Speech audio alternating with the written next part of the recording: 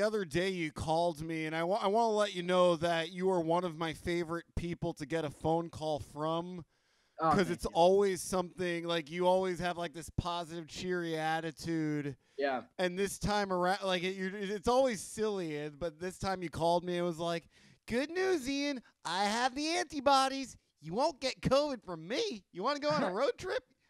Want to go down to Yeah. San Diego and do some mics?" Well, dude, that's funny. Do you want to start now? I've been rolling. This is probably Oh gonna go shit. into the. Oh God. Wow. I didn't even know we were starting. But yeah, yeah, it's funny getting COVID during this time, and you really, you know, it's weird, Yeah, it's just weird to me because like you've essentially. I'm not gonna say you've been my right hand man and all. Like I've been closer to you than probably anybody. I basically assumed out of the hundreds of sets we've done, whether it be in people's backyards, parking lots, wherever, I just assumed that you were going to be the guy who was going to give it to me, vice versa. Yeah. And I dodged that bullet for now. Yeah. Yeah. Yeah. Yeah. Who know, like, Well, I think the thing is, even like the doctor that I went to see to finally test negative again after I had COVID, he was like, "Yeah, you could get it. You could get it anywhere. You could get it at the grocery store. You could get it walking outside. yeah. I could get it at my doctor's office." It's like we all, there's a risk with everything, and it's like you gotta, I Yeah. go. The funny thing is, we were doing comedy for during COVID and trying to be as safe as possible, Oh, but yeah. and still do stand up. But it's kind of funny how I didn't even get COVID probably from the mic, like I don't think I just got it, it's been 10 months, 9 months since the pandemic began. I got it just, it could, you could get it anywhere, I could have got it at Yeah. the grocery store, I swear to God, like I'm assuming like at this point because I'm already very careful, hand sanitizer, always wear a mask. Yeah. I don't even do the elbow bump with comics anymore because it's like Yeah. but like for now, and it's like I have a hook to open doors like it was fucking amateur night at the Apollo. Yeah. Doors just getting booed off stage. Now you have germs on that, Yeah. that opener. But But it's like I've come to accept that if I get COVID at this point, it's probably going to be from going into the supermarket or doing my laundry. yeah, I'll tell you, it's a little more inconvenient than the definitely more inconvenient than the flu. Losing your taste Yeah, is very. because I can't imagine what that's like. Like, was that? I mean, I spent $70 on Chinese food, and I was excited to eat this Chinese food, and I didn't even know I lost my taste. And then I was like, motherfucker, I can't even enjoy this. I called the Chinese place. I was like, I'd like to return this. I Got- can't taste it. Do you know who Keith Carey is? No, he's a comic, right? Yeah, he's a comic. He's big in the roast battle scene. He wrote for David Yeah. Spade, Jeff Ross, all these people. He posted a really funny status when he got COVID along the lines of like he got COVID right before Thanksgiving, and it was something along the lines of barring a miracle, tomorrow will be known as a fat guy's 9/11. So I was like, that's really funny. Yeah. Dude, he's a very funny dude. He has a YouTube series right now, Keith tells jokes, and he basically writes a bunch of like monologue jokes, desk jokes, and I don't know anybody who has like the output of joke writing that he does. Fantastic guy. Oh, cool. Yeah, one of my favorite jokes is when Ellen DeGeneres got COVID. One of his jokes was along the lines of like, if you thought Ellen DeGeneres was toxic and unapproachable before. Yeah. That's funny. Yeah, dude, Yeah, I'm glad. Was there any other symptoms besides losing taste that? For COVID, I mean, I got a quick fever for like a day. Okay. Then I started singing the Macarena. No, I'm just joking. Yeah. I started. Macarena. Yeah, I started. I was so hot, I took off all my clothes and Yeah, just no, God. no. I did sweat, Yeah. and it was like a quick fever, and then now I have the antibodies, right? So I'm a superhero for Yeah. a couple months. Yeah. Uh, you know, but I think Yeah, like there's a it's strange, a little strange when it's a virus the human body has never experienced, oh yeah. but when you can, after getting it and you know Yeah. surviving, you can. I'm going to bingo night at the retirement home, baby. Yeah, take Yeah. those fuckers out. No, not take them out. No, Ian. I can Take them out hang to out with bingo. them Yeah. now because I can't. I'm Oh, not the a antibody. carrier. Oh, yeah, that's what. Yeah. Yeah, I can hang out with them. I can do stand up for the old people now. Yeah, cause like I don't know if it was you, cause I did you post about any like the COVID publicly? Like I don't. Oh no. Okay, I don't need to do that. Yeah. okay, good. Okay, wow. Yeah. So it's like, is this like the COVID coming out party? I'm Right. I'm honored. I don't even associate this with coming out that I had COVID. Yeah, there's some people that are like, "Hey guys, just wanted to let you know, I got COVID and I'm doing Okay. well." Yeah, 'Cause you see those. I'm not sure if I'm the only one who's done this, but I do have a draft on my phone of my announcements, like if I got COVID. Yeah. And I remember one of the drafts, like I was thinking about how weird it is to like have this disease that, like it's to the point where getting it doesn't even feel special anymore. Like it's almost 100 million new cases worldwide. Yeah. And it's also weird to me that it's like so many people that I respect and admire has gotten COVID. Some have even died, which is a very depressing. Yeah. They're really scary. I mean, it's no matter what we do, everyone's probably gonna get it. Yeah, Eventually. and Eventually, because if it stays around, right, and everyone every year. Yeah, I like to believe that we can avoid it by taking precautionary measures. I know, like, I don't know a lot of people who've stayed inside the whole time at this point. Like, I think we've all gone stir crazy enough, or have had to do to do. Yeah, people in our circles at least. Oh yeah. But yeah, there are definitely people that I've heard that people that haven't left their apartments, and it's kind of my heart hurts for them. Yeah, God, and then there's the comics who've it's become such a divisive. It was a much more divisive issue at the beginning. Yeah. Like people who identify as comedians who were bashing people who were out running jokes. Yeah. And I look at like some of those people, they probably went home to their families during the holidays, and it's like, oh, you fucking hypocrites. Yeah. Yeah, everyone likes to say something, and then, behind closed doors they're dude, going to the I don't know, underground dance club scene. They're like, wear a mask, and they're like dancing and partying in the streets. Dude, it was frustrating for me because I feel like I was like sort of like not on the middle ground of that. I will always be on the side of the flow of information, like doing stand-up comedy, at least developing ideas. I will never hinder somebody from doing so. But for me, like I was frustrated because like I was avidly against the people who were talking whereas there were a lot of people who were talking about me for wearing masks and using hand sanitizer. And it's like, you. You can't please everybody. It's frustrating.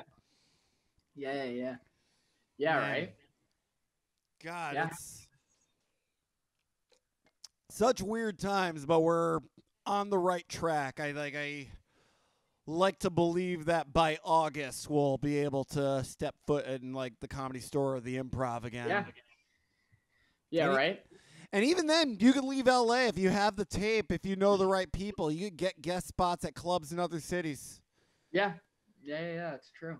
Hopefully the world is going to reopen soon, and after we get our vaccines. Oh yeah, which I got 90 days though. don't need my vaccine for 90 days because right now I'm a superhero. They say 90 days. Yeah. You have the God, right on. Yeah, because I just saw. I just saw, this might be breaking news. Like I just saw on like it was New York Times or CNN. It was like 5 months they think now the antibodies last. oh wow. Then I'm a superhero for even longer. Oh Look at yeah, that. dude. Because that's the thing. There's so much I could do, Ian. I could Kiss a baby. go down to. I could kiss a baby. I could kiss two babies. I could, you know, I could go down to Skid Row and I don't know. Yeah, give out food to the homeless. Yeah. Me and a bunch of people, me, Getty, and a bunch of people, we gave out food on Thanksgiving. We assembled packages and distributed them to homeless people around West LA, which is a lot harder than it seems because all the shanty towns, all the tent villages, they were getting so much food they didn't even want anymore. Wow. Yeah, it's like, come on, guys, our intentions are good. Yeah. And they told you to stay 6 feet away as you're handing them the food. Hey, make sure. Yeah, put it on the sidewalk. Yeah. But God, man, dude, we've covered so much ground doing comedy during the pandemic, and like I feel like I've watched you grow in a lot of ways. Yeah. It's like we weren't really close before the pandemic, which I think is funny because like I always knew you. Like I would see you at a place like Owino Vino, like a lot of East Side mics. Yeah. And I already told you this. I would always be like, God, who the is this nerd? He's probably very judgmental. Wow. I'm not sure if you Ian, thought. And the funny thing is, you were being the one that was judgmental because you were calling me a nerd. Yeah, exactly, dude. I'm a hypocrite. I can own up to it. I know. You were judging me. But God, yeah, we've just like seen so much. We must have like hundreds of miles like together on each other's cars, whether it be going down to San Diego or out to Ventura. Escondido, Dito. It's very interesting. A lot of the, excuse me, I still got a lingering cough from. Yes. But I'm not. I'm negative. I'm negative. You're good. Fingers crossed. But a lot of the mics that have been happening in like the coronavirus times actually are very like fun or like strange. We of course we did the parking lots. Yeah. And it's like a brewery outside in San Diego or or doing like I remember doing the American Comedy Club in June. I did that when everything once. was reopened. Yeah. And you could go in their basement and perform, and everyone was wearing masks, and it was inside. And it's very strange how like different everything's got. Like we would do mics in MacArthur Park, where one time I offended a meth head. Okay, that sounds pretty on brand for MacArthur Park. Yeah, in MacArthur Park, a meth head came up to me and was like, "Hey, you triggered me." That one joke. That happened once out in Port Hueneme. Really? I did a bit. I don't remember the premise of the bit. I haven't done it in a while because it's very specific to that stretch of the 101, like from Ventura out to Ventura all the way out to Santa Barbara. Mm. But it was very, we all thought that this guy was about to throw like a beer bottle at me. Like he was drinking a 40, and it's like you don't have the protection of like. Cause I remember one of the best sets I've ever had because I'm not going to pretend like I was making momentum at the store or anything. But once in the belly room of the Comedy Store, like there was a couple who was up front during like one of the late night mics who was just talking over everybody's set, and I was able to dig into them, and the room was on my side. Yeah. And it was very like you don't see like I had the feeling like I felt like I had the protection, the luxury of door guys and security people. Yeah. Like if something went wrong, like they would have my back and I would be protected physically. We're out on a beach in public. It's like you don't have that. Well, also when you go to a comedy club, the people that go inside are going to expect comedy, right? Yes, that's another element. Some of the mics now where you'll see pop-up mics at parks. Oh God, right? yeah. Did you do Mitchell Lamar's mic he was doing briefly in Echo Park? Oh, I know. I went and then I had to leave. Gotcha. Okay. I had to leave early, but that one was interesting. Well, there was this one time I went down to Long Beach, and it was a mixed open mic at a park. Okay. There was a poet, Ian, that was just talking about like sex, but pretty graphically. He was doing a poem about the vagina, and like there were children at the park. It was like 2 p.m. in the afternoon, and like some homeless guy ran up to him and was like, "Hey, you better shut that up. There's children here." And he almost rushed him. That's the thing. Like you gotta. Yeah. I think professionals could able to read the room, and it sucks. But if you're doing comedy in public, like you, there are certain I'm never gonna set limits on anybody, but recognize if you're not being funny, which chances are you're not. If you're if you're that desperate to do comedy in a park, which God. So, we are that desperate. Yeah, we really are. That desperate. Dude, it's insane. It's depressing, and I really. Dude, last night I had fun at LA School of Comedy. Oh yeah, dude, like the 4 comics who were watching, they weren't even watching. They were on their phones, and I noticed that there was a little bit of traffic on Santa Monica Boulevard, and people's windows were rolled down, and they were watching because they were fascinated. Is this stand-up comedy in the pandemic? And I start yelling at them doing crowd work.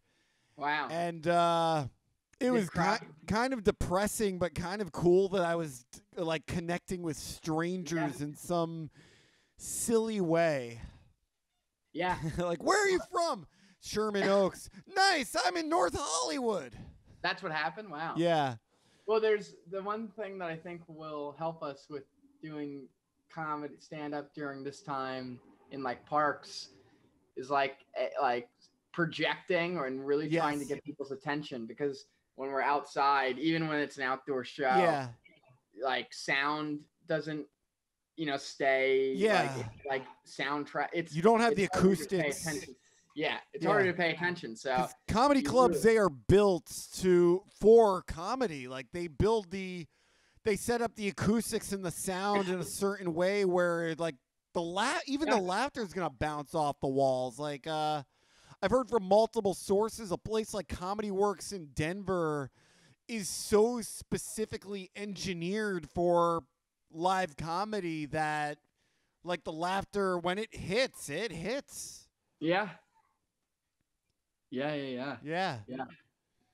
But whereas I do agree that I think we're going to be earning our stripes. We're not going to realize it quite yet.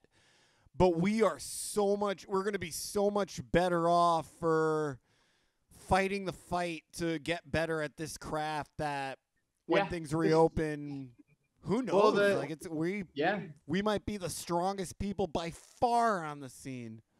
Yeah. Well, there's the thing where like working hard at something is kind of easier when everything is like easy to get to, right? So like before coronavirus, you could do 50 mics. Yeah. You could go to 50 mics at night somewhere in Los Angeles. You had the LA comedy scene website where you could go to 1 billion. They had business, right? We had business mics that chart, and everyone was handing money to go to mics. Yeah. But I think that like working hard at something, when it's really tough to do is like, that's when you really have to really. Oh yeah, when the stakes are higher. Because I felt particularly at the beginning of this, like I felt like I was trapped like a rat. Because like all you had was like therapeutic noise. Nicole was briefly doing mics at her place. I was briefly doing mics at mine. And then you had Getty, who was doing mics in his backyard. And then you had the parking lot mic every week, back when it was the Drive Up Comedy people hosting it. and it was very, very limited. It wasn't necessarily the best stage time, but it was really the beginning of us like really fighting to navigate this very weird climate. Yeah. Dude, like, yeah, there was that one time at the parking lot, Mike, when they tried it in Glendale in like 3 p.m. where the state troopers and the Glendale police showed up. I wasn't there for that. What was that like? They shut it down. They did in a shut it parking down. lot, yeah. Okay, that was the one time I was convinced I had COVID, and I didn't go to. I remember that very well, and funny like I had Taco Bell at 12:30 at night, and turns out very similar symptoms. Yeah, you had the fever, Taco the Bell. shakes, yeah. Yeah. And that was the hardest I cried that year because I was convinced that I gave that there was a possibility I gave like Nicole Davis, Connor Hingslieben, and all those people COVID, and I would have felt so. Yeah, it wouldn't have been. I don't know. Yeah. The crazy. Yeah, just. Who knows? Maybe we'll be doing comedy in parks for years. God, I hope not. No. Yeah. God, I was saying something last night where part of me thinks we're in denial, where it's like this is truly the end of the world and truly the end of everything we know. Yeah. And I feel like I'm going to be the comic where when the 4 horsemen are coming down from the sky, there's a meteor or a nuclear fallout, and, you just see the mushroom cloud in the horizon, and my face is melted like the Hills of Eyes, and I'm like, so, comedy. You do. And, like, there's, like, a civil war behind me, and I'm still, like, in denial, like, I'm going to get... God, I was talking to my mom last night about the prospects of, like, a long-term conflict of everything that's going on with the election and Twitter, and in the middle of it, I was just like, I don't want to do comedy during the Civil War. Like, I do, Ian. I'm gonna play. I'm gonna be the touring comic, and at both. Like the drummer. Remember in like the first Civil War, where, when they have when the tents and the medics would come back, and you see guys with missing legs, and I'll just be doing stand up when they're like, so how you guys doing? As like people are screaming. Oh my God. Their leg blown off. Yeah. Comedy. Here's my 5 minutes. Yeah, your tight 5. It's no longer Colbert that you're trying to go after, but trying to get into a medic's tent. Yeah. The most hopeless I feel is when I start to think, what if comedy clubs will never reopen? What if the Comedy Store, the Improv, they are just relics of their former selves at this point? What if we are essentially the equivalent of the band that is going down with the Titanic?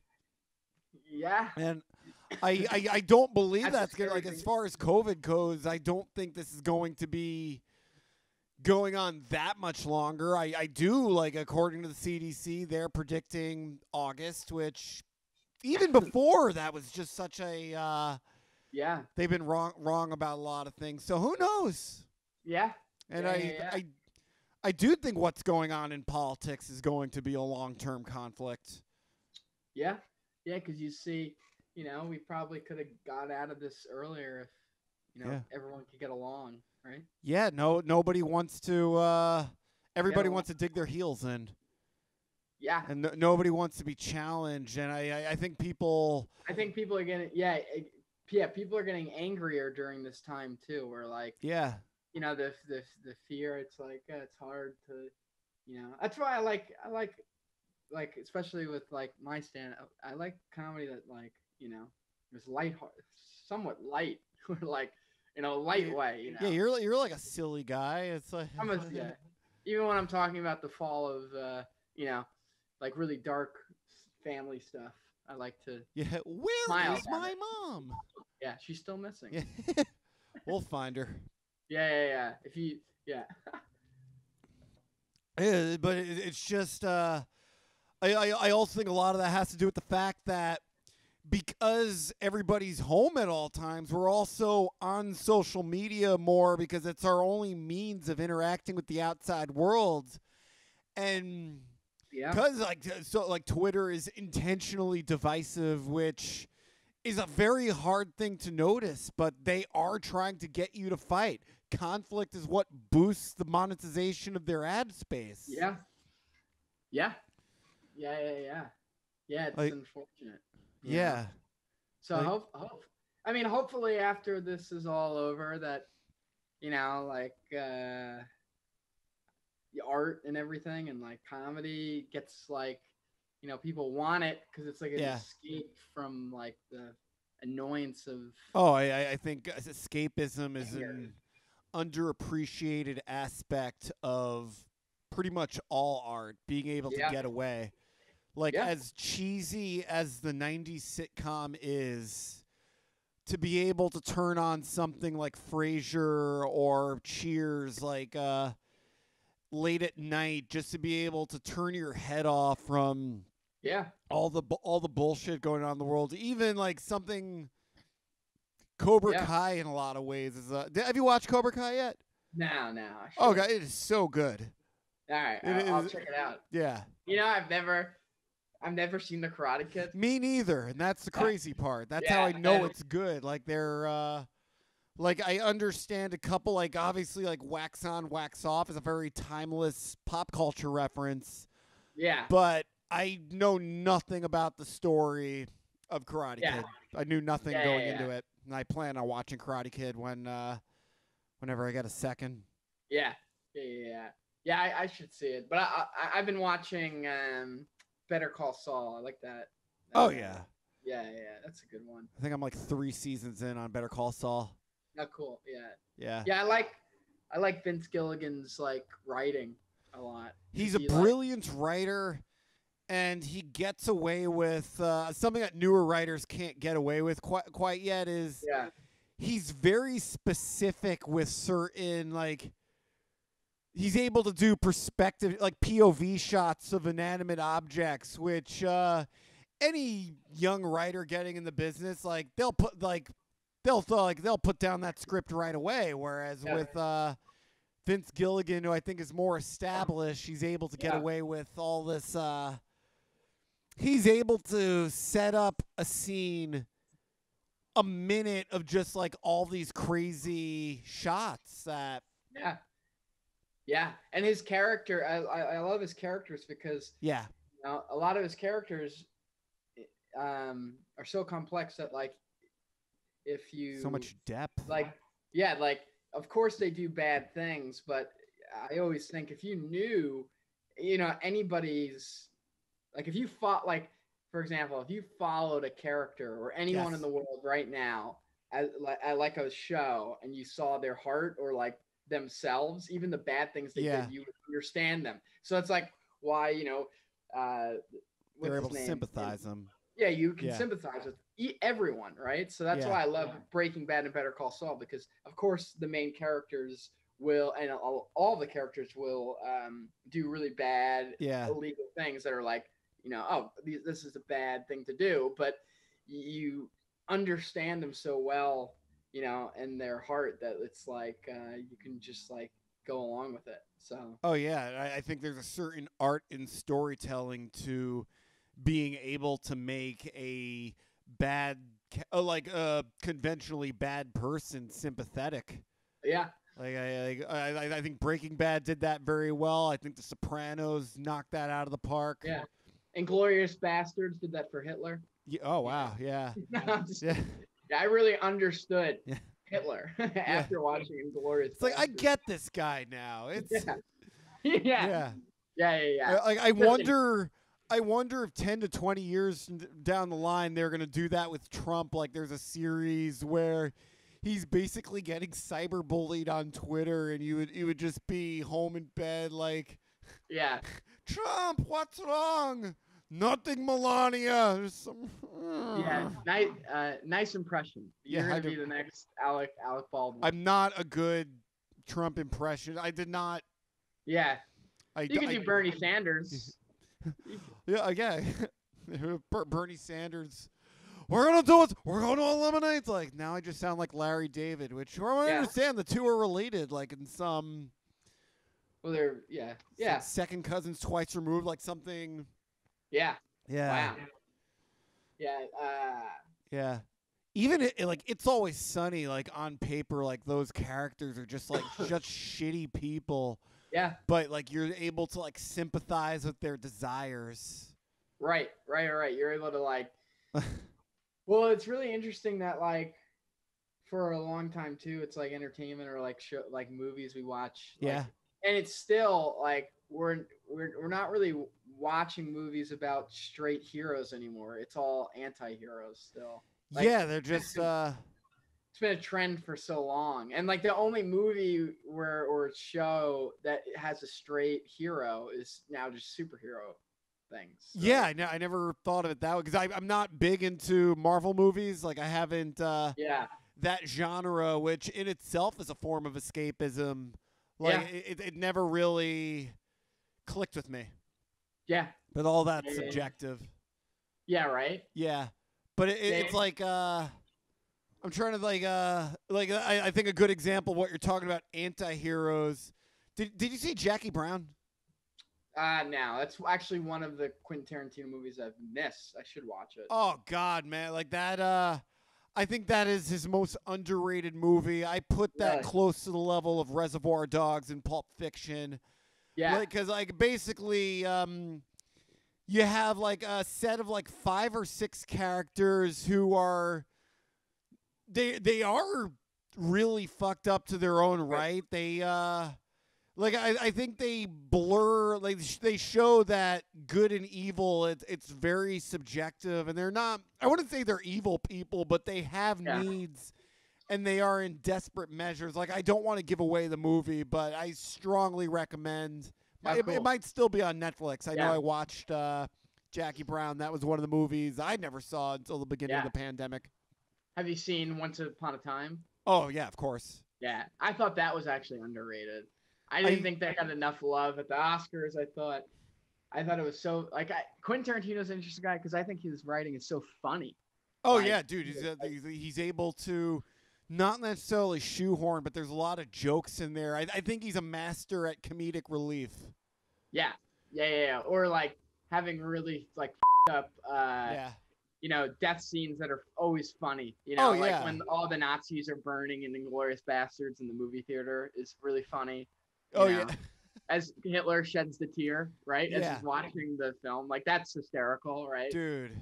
Or in Once Upon a Time in Hollywood, it's so like when Leonardo DiCaprio's high on drugs. With the cigarette. And he kills does he kill the woman? Kills the lady with the flamethrower. Yeah. It's like it's so like it's absurd. Nonsense. Yeah. But so funny. And then what is it? Brad Pitt kills the other person with the intruder with the dog food can. Yeah. Even when they're testing out the flamethrower, it's like, is there any way to make this less hot? Yeah. Rick, it's a flamethrower. Yeah. Yeah. But I hope we can still go to the movies after this. I saw Once Upon a Time at the Vista. Yeah. The really old movie theater off of was it kind of off Hillhurst? Yeah, okay. Hollywood. That movie theater is amazing. That was the last film I saw before the pandemic was. Okay, March. That's much better, higher quality content. The last movie I saw during the pandemic, which was with my friend Matt, we saw Sonic the Hedgehog. Oh my gosh. It's like I don't want the last movie I ever see in theaters to be Sonic. Yeah. Which I didn't. It is what it is. I think it's a movie that you take your kid to and they like it, but it is very. I don't want to say that my childhood was ruined because I'm fucking 34 years old, for God's sakes. I should be thinking about marriage and mortgages. I shouldn't be so caught up in Sonic the Hedgehog. You're right. Video game franchise. Yeah, 33-year-old man. Just pissed on writing an article. Ruined my childhood. For Vulture. Yeah. Sonic. Yeah. Sonic was Jim Carrey ruined Eggman. What is his name? The bad guy. Dr. Robotnik, which, Oh yeah. dude, Jim Carrey to me was the most redeeming quality about the movie. But that's all subjective. Yeah. I don't think it was designed for my demographic, and I will still Yeah. look back fondly of all the hours I spent playing Sonic's 1, 2, 3, Knuckles, and Spinball. Yeah. Who was the main actor in that?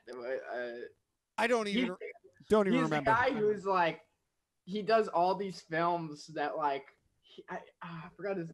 He did like, I forget. Never mind. Cut this part out. Yeah, no, I'm. Oh, it's probably gonna stay in. Yeah. Can I refill my water really quick? Absolutely. Thank you. I'll be right back. Do you edit it a little bit? I edit it just enough. Okay. Yeah, it's gonna be disruptive, but edit this part out. Make it quick. Yeah, I'll be right back. Yeah, God, no, but Sonic the Hedgehog, great movie. Yeah. To some people. Yeah. And you know what I always thought weird about the movies that take like old cartoons or old video games or whatever and make them into a movie. Hollywood is obsessed with, let's bring it to our world. Let's take Sonic to our world. Let's take the chipmunks and bring them to our world. And even like Pokemon. But like part of me is always like, nah, it'd be cooler Detective just Pikachu. It'd be cooler to see Pokemon in their world. Like, why do I want? Like in like the real universe. Yeah, the real universe. So it was so weird to me to see Sonic the Hedgehog running around San Francisco. I know, it's so like, stupid. What? Yeah, and then like the CGI always looks so like, it's so fake. Yeah, you see, like this actor talking to like nothing. You know what I mean? Which like, I don't want to talk shit about the movie because like, one, like it made a lot of people rich, which at the end of the day, that's what matters the most in filmmaking. If you could maintain artistic integrity while actually paying rent for a lot of people. Yeah. Also, it was probably some young filmmaker's first job who put his heart and soul into it. Yeah. And you got to respect them for it. Yeah. Isn't it crazy that cancel culture actually kind of went after Sonic? Yes, I remember that because they were like, "Oh, the eyes, it looks terrible." It's like they kind of canceled the movie. The audience basically went after the whole like internet like conglomerate went after how Sonic looked. They objectified Sonic. Oh yeah, which is ironic in a lot of lights. Yeah. The thing that makes me depressed is that if you're driving, if you pass a movie theater, like me and the Comedy Rhetoric people, we bark for our shows like at the Grove, which is a movie theater there, and you still see the sign for Sonic the Hedgehog, and it's like, wow, it's like time just like stood still. Even like it's up there even 10 months later. Yeah. There's a movie theater by me where I actually saw I saw Sonic the Hedgehog out in Burbank. I saw once a time in Hollywood at this theater. Yeah. But on Victory and Coldwater Canyon, it's like the signs are still up for all their films. Yeah. Well, something weird that happened too was, was another poster that was always around for months was Quiet Place 2. God.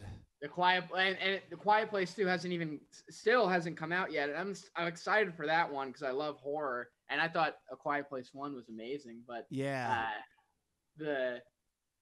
you'll see. I saw that poster like coming March 13th, March 12th, whatever, for months.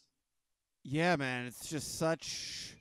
Yeah, dude, it's such a weird movie theaters. I know. And they might not even survive this, which is like depressing. Yeah. Because I think about this a lot, like the commute, like going to a movie was like by yourself was one of the last communal experiences within society where there's still like a complete disconnect. Yeah. Like it's so weird connecting to good storytelling more than the person sitting like 5 seats away from you leaving. It's like, I have no Yeah. one to talk about this with, yet everyone at the same time. Yeah. Yeah. Yeah. Yeah. Yeah. Yeah. Yeah. Like going to like when I was in middle school. Yeah. I kid you not, I probably saw every movie in the theater from like 2002 to 2010. And like just the like yeah, and that experience of like going to like midnight screenings of films was God, like wow. awesome. Like going to see The Dark Knight, Yeah. on opening weekend or like, I think I saw The Force Awakens like the day it came out. And, like that cool. that was the last Star Wars film I saw. The Force Awakens, that was a weird one because I was a PA for the world premiere. That was like a weird odd job I had in LA. Okay, was that the event that was on Hollywood Boulevard? Yeah. Okay, that was like the world premiere with like all the. I was was supposed to be a caterer for that event. Oh, but really? I got there too late. I couldn't find parking, and I got there too late. I didn't understand the directions to park, and I got there too late to get cleared by security. Well, it was very challenging. It was very challenging to park because it was insane. Yeah, dude, like it was a madhouse, and I heard stories of like caterers like getting to like serve like Harrison Ford and Yeah, it was Yeah, wow, I still have the popcorn. I took from the event a Star Wars popcorn container. Okay, and I was hoping container. Was this close to trying to forge Harrison Ford's signature on it, and then I was going to sell it on eBay and say Harrison Ford ate from this popcorn container. That's really $10,000. Someone would probably buy it. So I think somebody got away with selling air that Kanye West supposedly breathed. Yeah, that was what inspired me to do this. Yeah, it's so ridiculous what the people would pay for. I know. Then again, it's all subjective. Yeah. What you'll pay for. So you've been interested in film like your whole life. You went to film school at Ohio State? Oh, OU. So Ohio University. Okay, Ohio University, yeah. Technically, the film school didn't want me, so I was a video production major. Okay, yeah. Yeah. So video, well, you know what? Those film people are stuck in the past. Yeah. Video production's the future. I was applying to film schools for a bit until I realized, oh wait, this is a very, very expensive investment. Yeah. And it's not necessarily going to guarantee anything, and it's not stuff that I can't necessarily learn on my own. Yeah. Like I've been learning Adobe Premiere and all that. Obviously, like it would help and would be awesome to get a stream of things to constantly do over and over again. Yeah. Which is something that benefits film school. Yeah, I didn't get into Loyola Marymount. Yeah. But they have a good film school. Yes, they do. Very respected. Yeah. I almost applied to Northwestern, which I did visit. Wow. Yeah. Yeah. Yeah, there's I think the best film schools, you go there because they have such a good alumni network and the teachers that are there, Yeah, it's a good way to get your foot in the door, but it doesn't guarantee. Yeah. It's still not a guarantee. Yeah. I know somebody who is who graduated the film school at Columbia University in New York, which is one of the most prestigious film schools in the world, and he never graduated to anything more than PA work. Yeah. Some of the film schools, man, are so weird. Like the one that for OU that I went to, I was glad I didn't get into the film school because some of the films these kids would make were crazy. Oh yeah, and that's the time to make them. Like people like to use the word mise-en-scene and cacophony for no reason. I have no idea what those words mean, but yeah, neither do I. Yeah. But these people, I remember, and at film school. You want to hear a funny story about film school? Shoot. I helped produce this guy's film for his thesis film. Okay. And he rented out a family farm out in the boonies of Athens, Ohio. Okay. And he was like, yeah, it's gonna be like a cacophony of ideas. And I think what he was inspired by was the films that were coming out of the Soviet Union in the 30s. Oh my God. And it was going to be black and white and about labor. And that was so I excuse me. See, after having COVID, I'll just say I've had a dry throat for a couple of weeks. Okay. And I had to drink water a lot. But anyway, so I was producing this film, and then all of a sudden we get to the family farm. It's late at night. He has like 30 extras in the cold, ready to film and act in like a cornfield. Okay, and then wow. A dead cornfield. And all of a sudden he goes, all right, all of you guys take off your clothes. And 30 actors get completely naked. I swear to God, it wasn't in the script. And they start like toiling the earth, and he films it.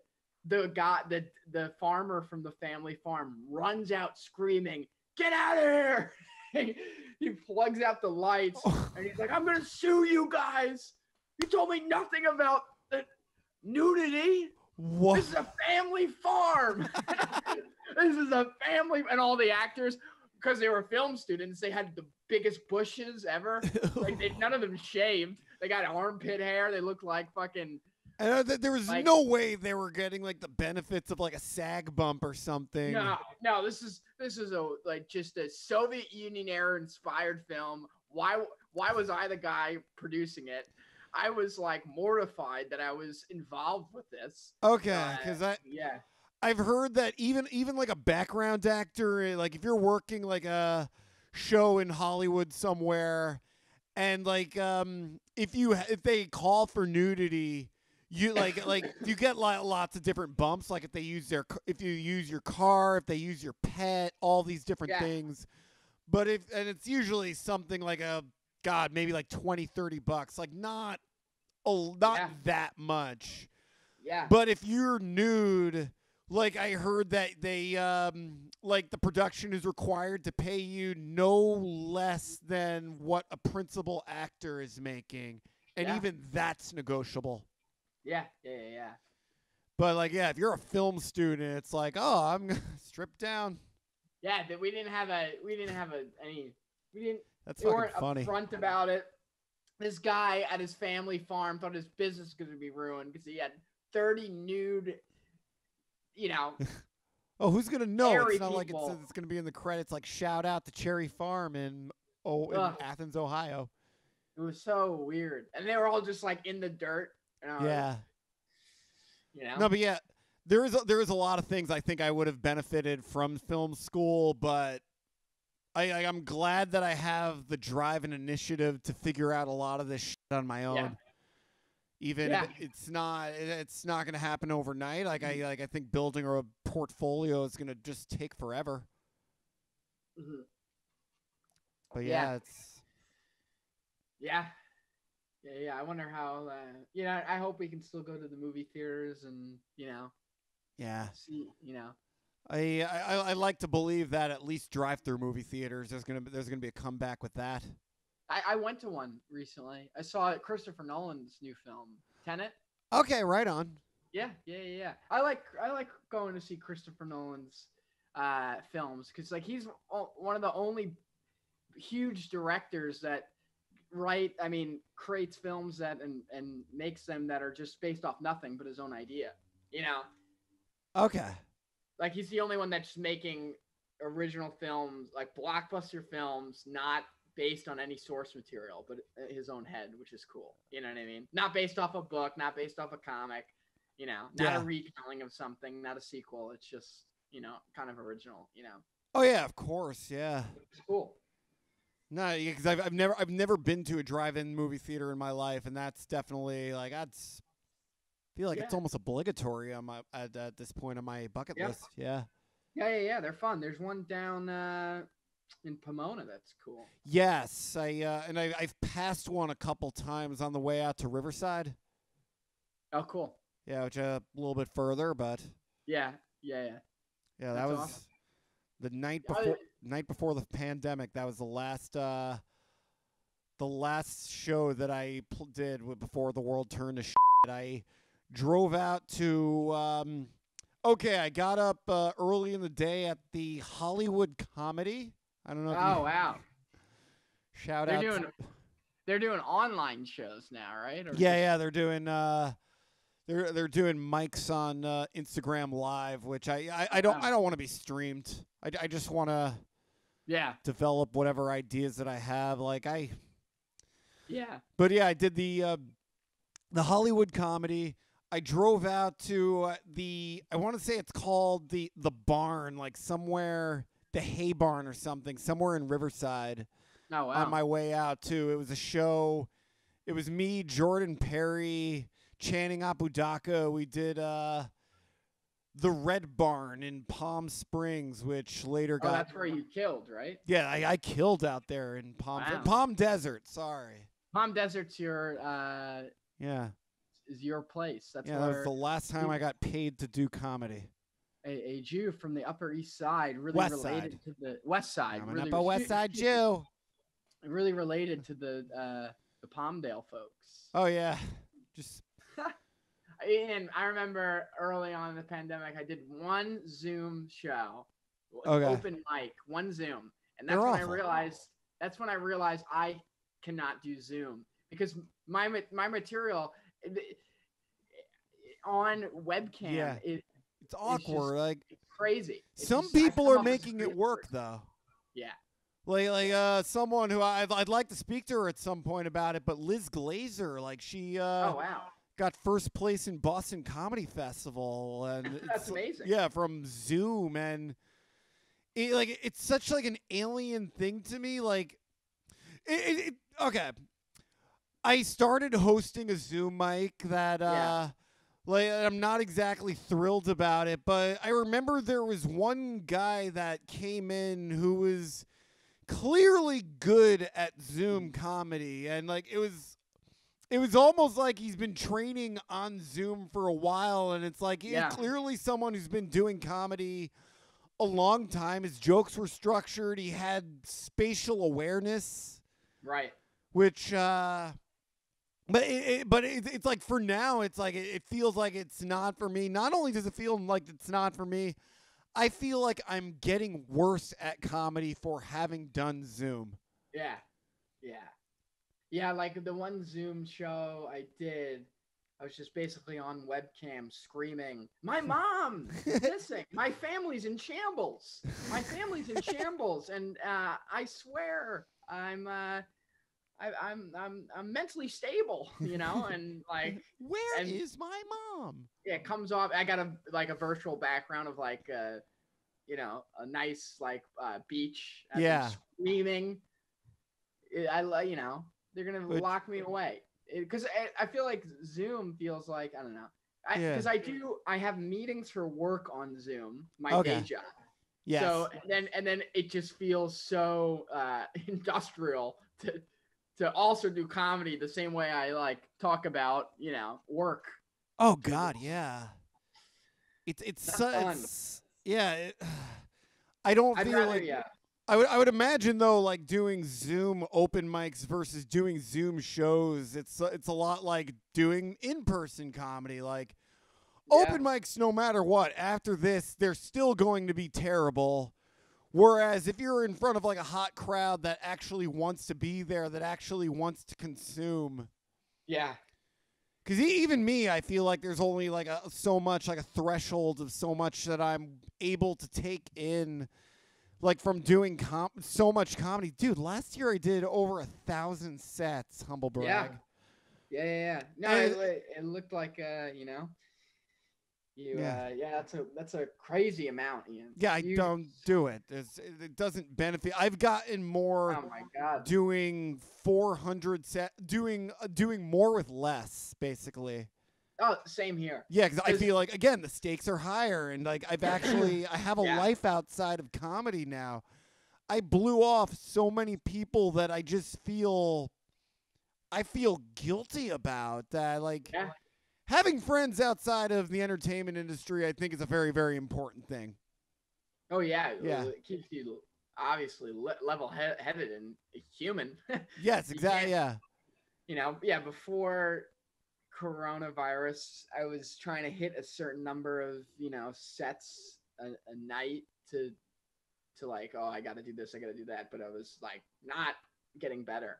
It was only with the pandemic where I really like every open mic I'm at, even in the pandemic, I like to listen like to as many people's, Oh, I people's don't. sets. It depends. Like, but Well, even when I a couple months ago when people were traveling, I went to Long Island. yes. And I was at an open mic at a bar, and this old guy was doing puns, and like they were the worst puns I've ever heard, but I enjoyed listening to him so much for some reason because Dude, I realized love that. Yeah. because I realized like I'm in a bar. I was inside of a bar. Yeah. I was at an open mic, and if it was 5 months ago before the pandemic, I would not listen to that guy at all. I would be on my phone or whatever. But now like I realized that like no, this is like pure like listening to his pun about like a cow being utterly ridiculous. Like he was beautiful. It was like I saw like it was like a human like moment. I should have wrote about it in a novel because I don't know. I just felt like very connected, like to like feels like a novel through his pun. Utterly ridiculous. Dude, I love those, and there are people. I think this guy is like way better than what you are describing. But do you know Sam Cutter? No. Dude, he does like essentially almost like nursery rhymes. Not like in the sense of like Andrew Dice Clay though. Like it's not really like shock value or. Yeah. But it's like I feel like Sam Cutter, like there's a certain flow to him. It's almost like poetry. Oh wow. And it's like not necessarily hard-hitting punchlines or anything, but it's still very, very enjoyable to watch. Yeah. Yeah. He's a very nice guy. Yeah. No, I'll check him out. I don't know him. Yeah. Dude, hopefully he still hopefully comes out after this and still. Yeah. Right.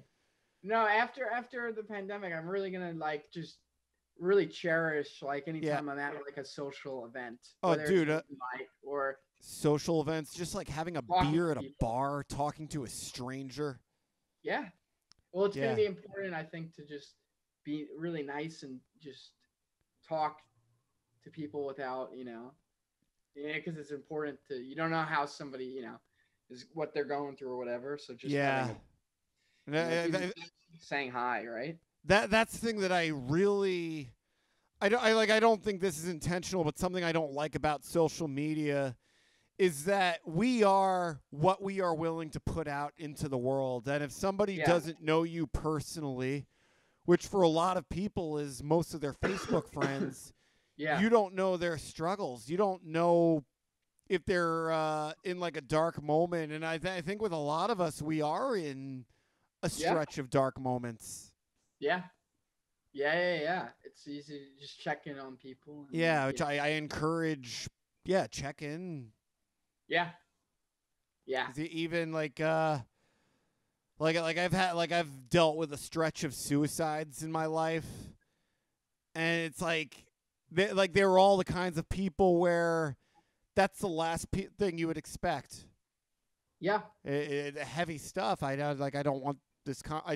You don't anticipate conversations like this to go that dark of a route, but it's true. Yeah. And just to think, we were just talking about utterly ridiculous puns, and now suicide. Hopefully he hasn't hung himself.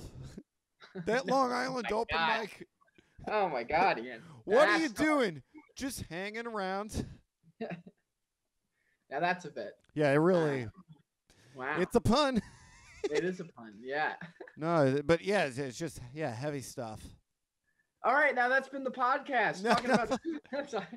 No, but yeah, and as far as even congregating in a shitty bar with a bunch of shitty comics, I've gotten to the point through all this where I've been through enough. Like, this has been a weird pandemic that like my skin isn't tough enough that I don't take it personally when people don't laugh or are not paying attention or on their phones anymore. Yeah. Because I think that's a part of the game. It's frustrating, but yeah. dude, last night, just yelling at people in traffic, is. Yeah, but who? You or the homeless person? You as a stand-up comic? Oh, dude, yelling at traffic. That's right. You were the one who pointed out that the lady who was in charge of LA School of Comedy. No, careful. We don't want to call her out. I'm not gonna name names. That was funny. They were about to charge a homeless lady. Sorry, it'll be $5 to sit here. And you could see on this homeless woman's face like she's about to break down in tears. Yeah. And it's just, oh my God, I fucking love this city so much. Just the lack of self-awareness. Yeah. But it's just so. Even I hope outdoor comedy continues in some capacity after this. Yeah. Not necessarily in public parks or anything, but maybe like outdoor bars will become more like patios, or just spaces that are outside will become more open air stuff will probably be a thing. Even then, there's been a couple of shout out to the Arkansas House people. I don't know if you remember Kayla Esmond or the Kleitch brothers. No. Bear. Okay, they were producing shows out of their backyard, and they had some hot shows going. Oh wow! I remember that was one of the last time I saw Punky Johnson before she got on SNL. Oh wow! That was during the pandemic? No, that was not during the pandemic. That was before. Oh wow! Yeah. Oh yeah, they've been very strict about making sure they don't get sick, and as they're right to. Yeah.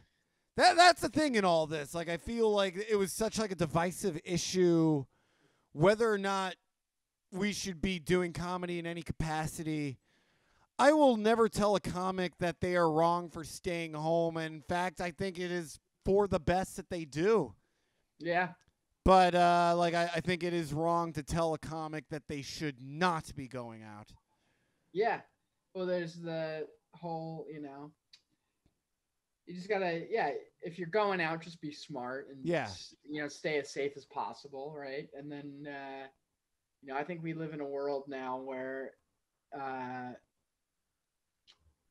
there's a lot of outside pressure to do specifically what everyone else is always doing.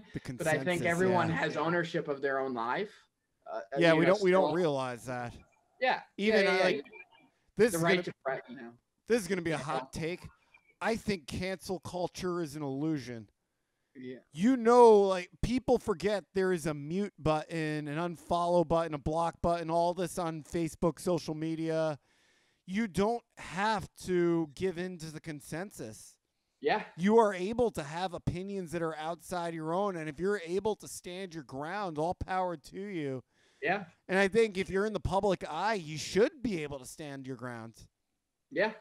Yeah, it's well, I actually, who said a really good quote about cancel culture recently is Bryan Cranston from Breaking Bad. He said that what cancel culture does is it gets rid of forgiveness, or that people can change, everyone is. Yeah, Bryan Cranston said this.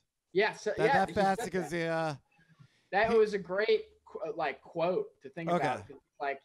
People are more than just the sins they have committed, or the bad stuff they've committed. It's we should not sentence people to the gallows so quickly without everyone has a road to redemption, right? I think everybody does, whether it be not Harvey Weinstein, but a guy like Louis C.K. or yeah, Harvey Weinstein, yeah. send him to the gallows. Yeah. Yeah. Off with his head. Yeah, off with his head. The big, huge head of his. Dude, does Harvey Weinstein even have a neck? It's he looks like a Flintstones character. Yeah, he is. Yeah, what a head. Yeah, that is like, it's just like, dude, probably break the gallows. Yeah. No, but like as far as like even Bill Burr, he said something very funny about like in the SNL monologue about how like they're now even trying to cancel dead people like John Wayne, who grew up in a time where his views were actually considered very progressive. Yeah. Like, yeah, they wanted to change the airport. Yeah. You know. And well, sometimes, people don't really bat an eye about certain things until somebody like uncovers them too. It's like, whoa, absolutely, and like until there are people watching. Yeah, in 1966. Yeah, this guy said, "What? Elvis Presley was a racist." Yeah, he also dabbled in Scientology apparently, and that's the frustrating thing about people like Harvey Weinstein, who like everybody knew about. Like I already talked about this with Liam, but everybody, like, it was an open secret the that he was doing, and nobody batted an eyelash because he was able to yield his power to ruin their careers that he so chose. Terrible, yeah. And a guy like Louis C.K., who Louis C.K. and Harvey Weinstein are not on the same level to me. And at the end of the day, Louis, very apologetic, and he did suffer. He lost $32 million. Apparently, one of his daughters doesn't speak to him. But for I like someone like Louis, like everybody, I had just started comedy in 2014 when like the secrets were the rumors were starting to circulate that maybe Louis did some things in front of women, female comics, actresses, which it was an open secret, but what he did does not equate to what Harvey Weinstein did, and I feel that he has a path to redemption. Yeah. And I do think it's going to happen. I think his career is going to be restored in some capacity, and even then, he's still able to make a living doing comedy. Yeah. Which I know he's probably upset, but he probably also has a sense of humor. Yeah. That like all of his specials now, like he's able to market his shows like adults only. It's going to be mature content. Oh yeah. Able to sell out a theater. Yeah. Yeah. It's gonna be an interesting year moving forward for stand up to see where it goes, especially in like cities like New York and Los Angeles. How everything's able to Oh, Hendren was talking about how he feels like everything is going to be like with people spreading out. It's going to be more common for bigger comedians to do residencies in other cities. A guy like Joe Rogan, when his new club opens, it's going to hit, and he has enough star power. It's going to be the biggest new club since the Comedy Store. Yeah. It's going to be interesting. Yeah. And then crazy times. Yeah. Here we are doing the podcast with Ian Ira Rousso. Ian Ira Rousso, yeah. But it's like, do you ever think about leaving LA to pursue stand up? Like as far as like whether it be 6 months to a year in another city? Yeah, definitely. Okay. I've thought about it.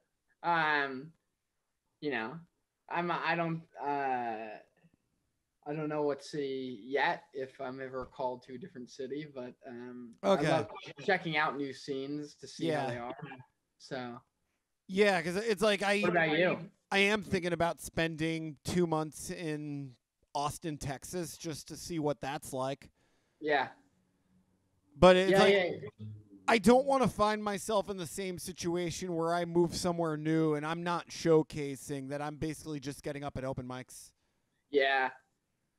And I also think right now, I think this, like the art of podcasting, once I get good at it, which I think podcasting in itself, I've been told, is a lot like stand-up comedy. It's a craft that takes years to get good at.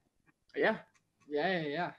And if you get good at that, if you start getting on like podcasts with much bigger bases, yeah, like who knows? I could be a guest on the Legion of Skanks one day. Yeah, just be funny. Yeah. You're starting, Ian. Yeah, Ian, I can see your head. Ian, I can see your headshot on your fridge. Gorgeous headshot. Oh yeah, I have a beautiful. That is a beautiful. Yeah. And behind me, like right above my head, you can see the last list from the North Hollywood Improv. Oh, wow. I think I see my name. Yes, you're on it. Guido Saltarelli, Cole Alexander. That was the night that I met Al Qadri and Connor. That was funny. Oh, cut that out. Yeah. Cut that part out. Probably won't, dude. I felt bad, but that wasn't. It was nothing. No.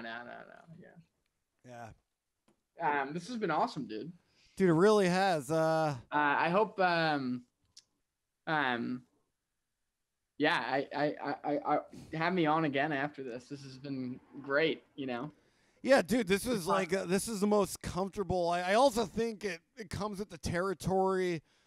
You literally might be one of my top 3 best friends in comedy.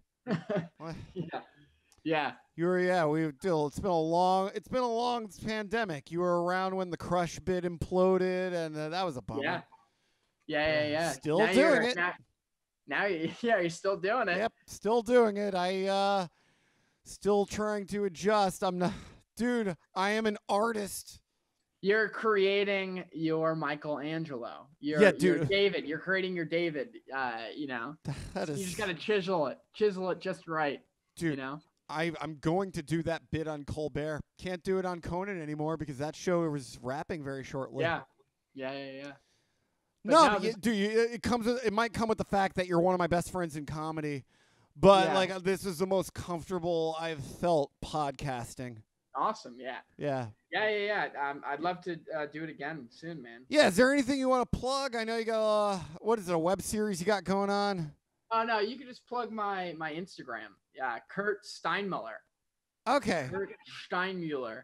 Are you on Twitter? Like, as I don't know if you've seen like the previous episodes, but I make sure to have everybody's like Twitter, Instagram handles. I don't really use my Twitter, but you can plug that too. Okay, yeah, well, I'll DM you. Awesome. Yeah, this has been great, Ian. Dude, this was a wonderful, wonderful experience. I hope to see you soon, and I hope that cough goes away.